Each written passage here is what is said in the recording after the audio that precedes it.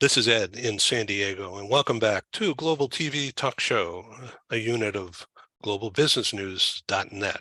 We started Global TV Talk Show as a result of the pandemic crashing our established, for 25 years established, live conferencing, networking events. And since early 2020, we've been fortunate to be able to have produced 615 programs, which have generated, according to Google Analytics, it's generated an audience of about 211,000 audience views, as they call it, from over 100 countries. So we're honored to be able to do this, and our global press club is now growing as a result of this reach, and more about that later. Our very special guest today is a real honor for me, I'll tell you that, is Anu Pala, and she's in British Columbia, Vancouver area, correct? That's correct. Yeah, well, welcome, Anu Pala. That's ANU space PALA. Anu brings over 20 years of experience in the areas of diversity and inclusion training, career and life coaching, media work, and fundraising. I need to make sure you, the audience, knows that she has been without vision her life. And yet she has accomplished all these things and now is a role model. And we're going to learn all about that. Anu Pala, through her personal story of vision loss, specialized trainings, public speaking events, and podcasts, Anu has been instrumental in changing the way people think about diversity and inclusion, has shared realistic solutions to employers on how to recruit and retain employees who have a disability. In addition, Anu has inspired, motivated, and empowered hundreds of individuals from all walks of life to maximize their potential and opportunities, reach their personal and professional goals, and live a positive, purposeful life. I'm really honored to have Anu Pala with us. Let me just continue here quickly. Anu's expertise has been featured in media outlets, including CBC Radio, Joy TV, AMI TV, and other media and print publications. So here we are today on globaltvtalkshow.com. In 2019, Anu was a recipient of the Founders Award.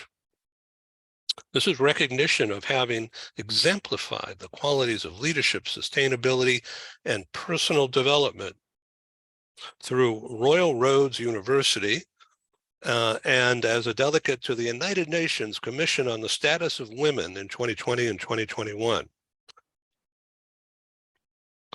Briefly, Anu thrives on injecting creativity into everything that she does.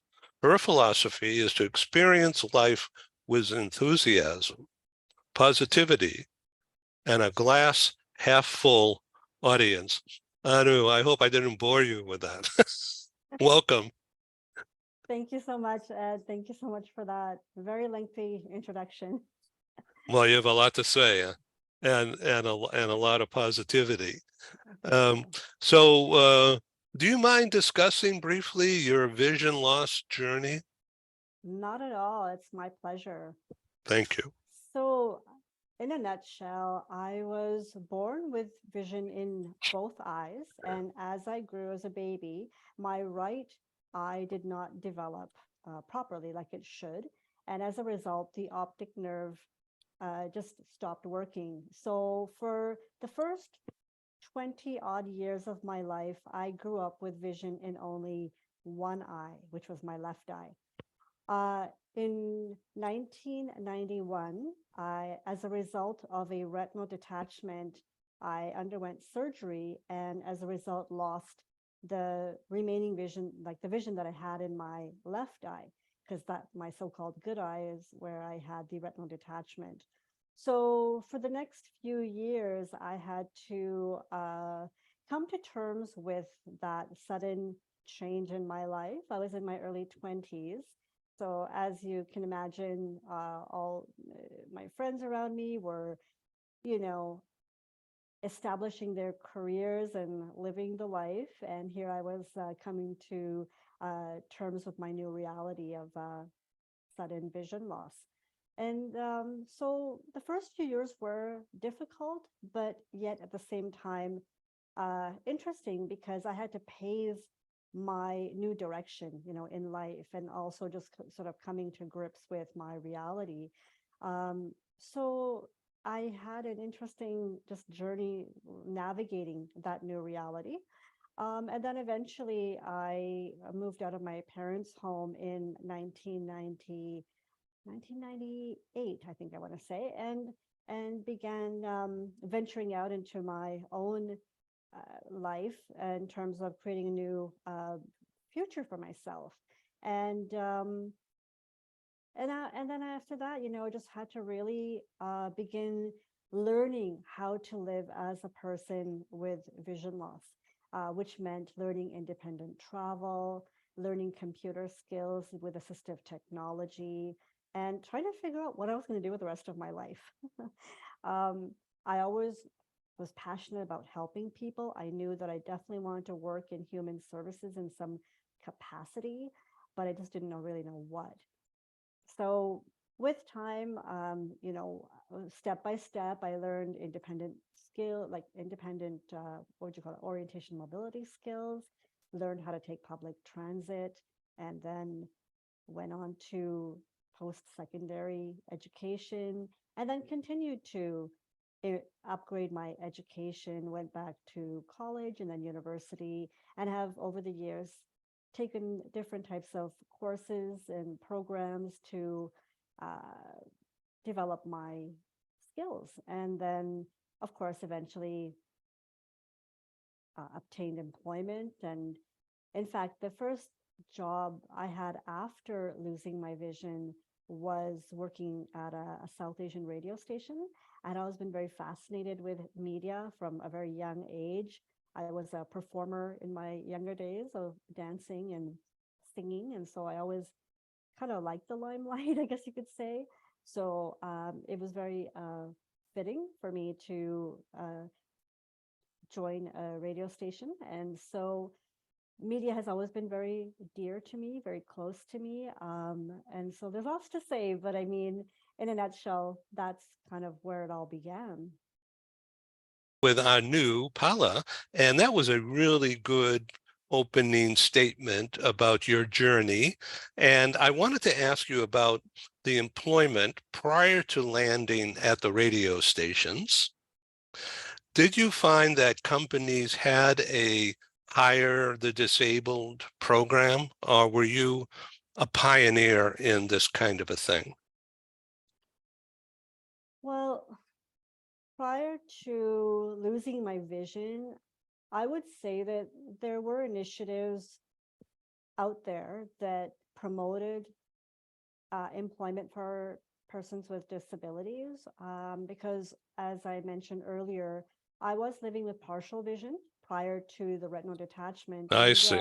Yeah. I did partake in some of those initiatives, and they were there, but not as prevalent as they are now. I would say that in this day and age, over the last, I would say maybe 10 or so years, um, there's a much bigger push for employment for persons with disabilities, because there is this huge untapped labor pool out there of people with all types of diverse abilities. And so we're not there yet, where all employers are on board, all companies are on board, but there are much more initiatives out there that are pushing for change. Yes, I see that. Okay, now the disabilities are not just sight, but it could be physical or it could be something else. Yes. Um, so, to what extent is the associations or the charities pushing out positive, helpful information to employers about correcting the common attitudes or misperceptions? So you mean like what are they? Can you just rephrase that? Like, Yes, I'll try to do that. That's my disability. So, big companies, big corporations mhm, are reaching out to people who have a yes. disability, and they have organized systems, programs, and types of job filling Mhm, requirements with that in mind. But mhm, many of smaller companies don't have that. right. All right. And so at the radio station, for instance, that sounds like it's a perfect opportunity for you. Well, in those days, actually, it was a little different. I think it's different now. So I'll explain the difference. Please. Um, in those days, we're talking about the early 90s, where we were still using mixers and manual CD players and, believe it or not, even cassette tapes. Remember those? Yeah. So we were using those pieces of equipment. So for someone like myself with absolutely no vision, that was pretty easy peasy, like, for me to learn. Now, moving forward, life is very different in that world, in that space, because everything is digitized. And so it's a lot more difficult now for someone like myself to operate that equipment independently, because everything is so visual. So there's a difference there. So yes, it was a at that time for me, it was a great opportunity because I was able to just speak from the heart, and I mean, music is my passion, so it was a fantastic fit, and I learned so much, on through that experience. But now, it's a bit different. Now, when I worked with CBC Radio, for example, I had a producer who I worked with, and so I did not have to do any of the editing and things like that. But having said that, being a producer, like a podcast producer, not only for my personal podcast, but for other organizations as well, I am able to edit my own episodes because, thanks to assistive technology, I'd say, because are there's software in place now that enables someone like myself with no vision to be able to use that software and produce that high quality work. So it's very, very exciting. And yeah, it is just so much. Okay, so currently you're a podcast producer and mentor um, to Share, SHER Vancouver. And tell us about that. So Share Vancouver is an organization that was founded about 15 years back to serve the South Asian LGBTQ2S plus community. And the founder of that organization, Alex Senga, who is a wonderful, beautiful soul, um, was interviewed on my podcast in 2020.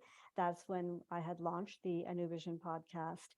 And after having him on the show for 2 episodes, um, a couple of his board members reached out to him and, I guess, requested to produce a podcast, but they didn't know how to do it.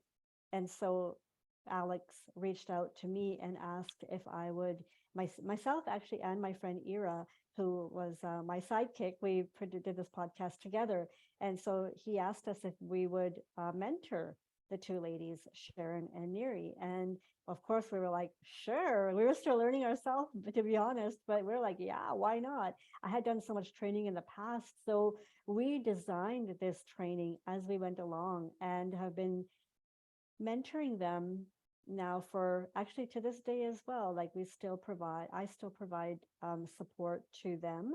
And through that experience, along with the mentorship, of course, a big part of podcasting is the editing piece, the post production. And they didn't really have the time to do that part of it, and so they asked me if I would, you know take on that work. And I would say like a year and a half later, I'm still there. So I've become part of the team, and it's super amazing. They are just an amazing group of people to work with, and they produce the most amazing episodes. So anyone who is interested in just hearing a great podcast, I highly recommend to check out Share Vancouver podcast. They're pretty much anywhere you get your podcast, Apple, Google, Spotify. But yeah, it was a really neat experience to be able to do that. Interesting. I also see that on your LinkedIn that you're a columnist for Accessible Media, Yes, a monthly segment on national TV highlighting topics related to philanthropy and advocacy. So this is all tied in together, isn't it? it really is. And, Ed, that's the one amazing thing about, life when you take time to reflect. You can really see when you start looking at the different threads of your life and you start putting them together, you start seeing themes, and it's really neat to be able to connect those threads and learn about how you arrived like where you are right now. I'm sure with you, with all your background as well. We had a conversation prior to today, and it was really fascinating to learn about a little bit about your background as well, and learning about that those different experiences that have allowed you to land where you are doing what you're doing right now. Well, thank you, Anu.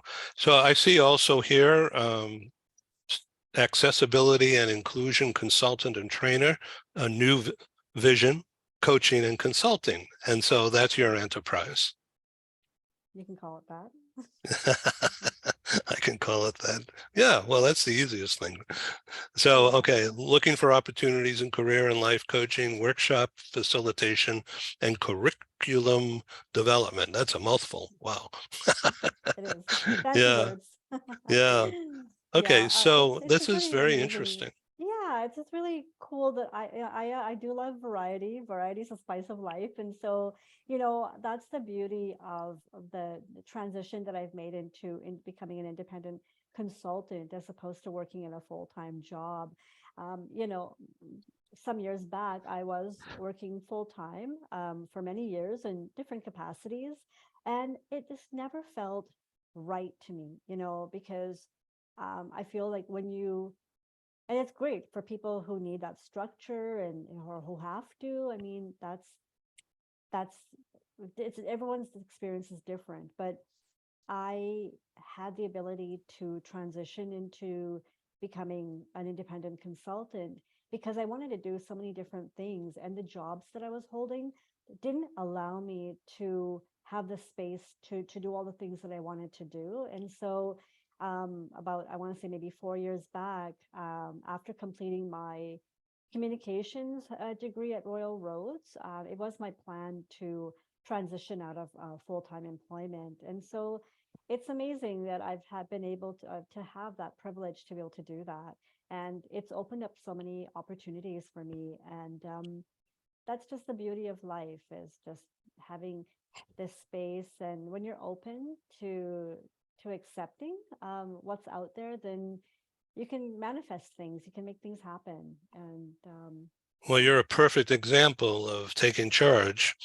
And Anu Pala, um, I'm looking at your LinkedIn, and it's in the motto, evoke your mind, empower yourself, and impact your life. And that's pretty impressive. So I'm now going to your website, Anu Vision Coaching and Consulting. So anuvision.ca for Canada, anuvision.ca as your website. And there it is again, evoke your mind, empower yourself, impact your life. And about me, change maker, communicator, educator.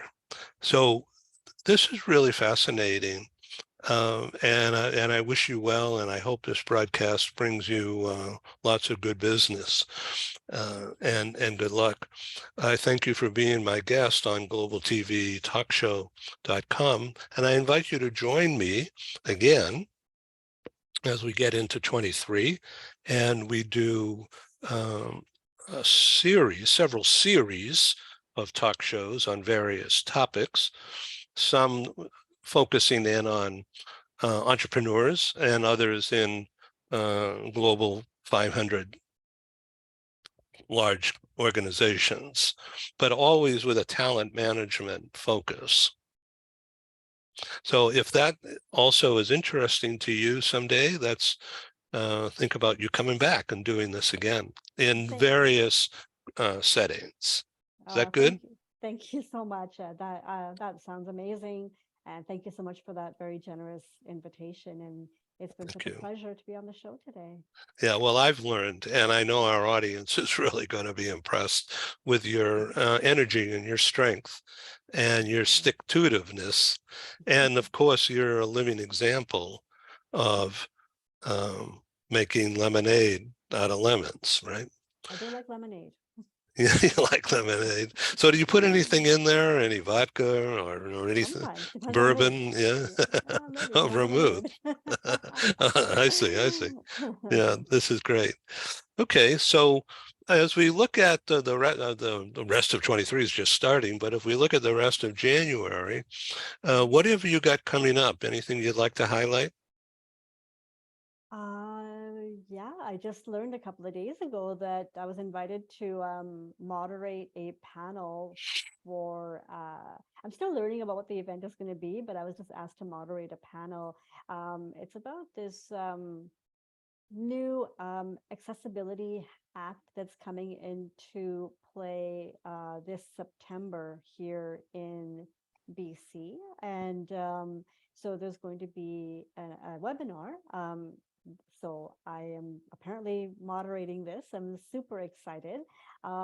It's interesting. I just moderated a panel in December in California uh, for an organization that I work with called Olive Community Services, and the topic was aging with grace, and it was all about you know the aging community and whatnot. So that was a very interesting panel to moderate, and I really enjoy that. I love panels actually because it's that interaction among the panelists and the moderator, and you. I mean, I love engaging conversations, like really meaningful conversations. That people say, "What's your hobby?"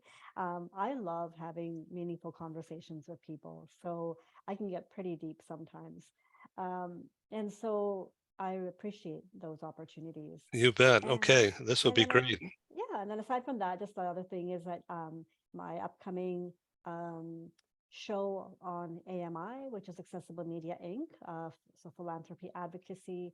Um, I will be on air this Wednesday. So always love doing those segments. That's great. anuvision.ca. Anu Pala, thank you again for being on Global TV Talk Show. Have a good day. Thank you so much, Ed. Thank you. I'm honored to have you. Thank you. Pleasure to be here. Thanks. Bye-bye. Bye. Okay, done.